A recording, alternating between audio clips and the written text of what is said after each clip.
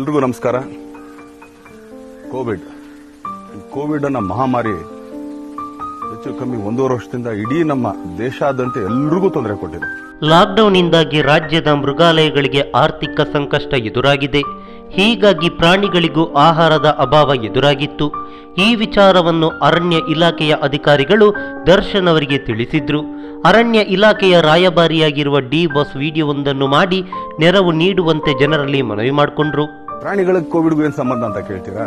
ನಾವು ಈ 9 ಝೂ ನಮ್ಮ ಕರ್ನಾಟಕದಲ್ಲಿರೋದಕ್ಕೆ ದೇಶಾದ್ಯಂತ ಜನಗಳು ಬರ್ತಾರೆ.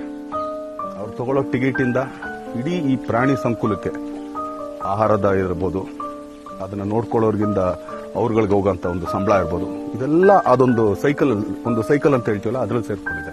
ಡಿ ಬಾಸ್ ಮಾಡಿರುವ ಮನವಿಗೆ ಉತ್ತಮ ಪ್ರತಿಕ್ರಿಯೆ ವ್ಯಕ್ತವಾಗಿದೆ. ಅಭಿಮಾನಿಗಳು ಅಷ್ಟೇ ಅಲ್ಲದೆ ನಟ, ನಿರ್ದೇಶಕ, ನಿರ್ಮಾಪಕರು ಕೂಡ ಪ್ರಾಣಿಗಳನ್ನು ದತ್ತು ಪಡ್ಕೊಂಡಿದ್ದಾರೆ. ಹೀಗಾಗಿ 6,000ಕ್ಕೂ ಹೆಚ್ಚು ಪ್ರಾಣಿಗಳು ದತ್ತು ಸ್ವೀಕಾರವಾದರೆ ರಾಜ್ಯದ 9 ಮೃಗಾಲಯಗಳಿಗೆ 2 ಕೋಟಿ ರೂಪಾಯಿ ಹರಿದು ಬಂದಿದೆ. ಇದರಿಂದ ಮೃಗಾಲಯಗಳಿಗೆ ನಿರ್ವಹಣೆಯ ಹೊರೆ ಸ್ವಲ್ಪ ಕಡಿಮೆಯಾದಂತಾಗಿದೆ. ಈ ಪ್ರಾಣಿಗಳನ್ನ ದತ್ತು ಪಡೆಯೋದಕ್ಕೆ ಮೊಬೈಲಲ್ಲಿ ಒಂದು ಆ್ಯಪ್ ಇದೆ, ಝೂ ಆಫ್ ಕರ್ನಾಟಕ ಅಂತ. ಅದರಲ್ಲಿ ಬೇಕಾದ್ರೂ ನೋಡ್ಬೋದು. ಇಲ್ಲ ಅಂತಂದ್ರೆ ಇಡೀ ಕರ್ನಾಟಕದಲ್ಲಿ 9 ಝೂಗಳಿದೆ. ನಿಮಗೆ ಹತ್ತಿರ ಇರೋ ಝೂಗಳಿಗೆ ಹೋಗಿ ನೀವು ಸಂಪರ್ಕ ಮಾಡಬಹುದು. ಈ ಇಡೀ ಪ್ರಾಣಿ ಸಂಕುಲನ ನಾವು ಈ ಕೋವಿಡ್ ಇಂದ ರಕ್ಷಿಸೋಣ, ನಮ್ಮ ಮುಂದಿನ ಪೀಳಿಗೆಗೆ ಈ ಪ್ರಾಣಿಗಳಿರ್ಲಿ ಅಂತ ಆಶಿಸೋಣ.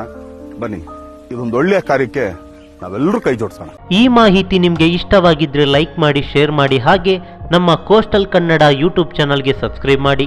ನಮ್ಮ ಹೆಚ್ಚಿನ ಅಪ್ಡೇಟ್ಸ್ಗಳಿಗಾಗಿ ಕೋಸ್ಟಲ್ ನೆಟ್ವರ್ಕ್ ಇನ್ಸ್ಟಾಗ್ರಾಮ್ ಪೇಜ್ ಹಾಗೆ ಫೇಸ್ಬುಕ್ ಪೇಜ್ಗೆ ವಿಸಿಟ್ ಮಾಡಿ. ಧನ್ಯವಾದಗಳು.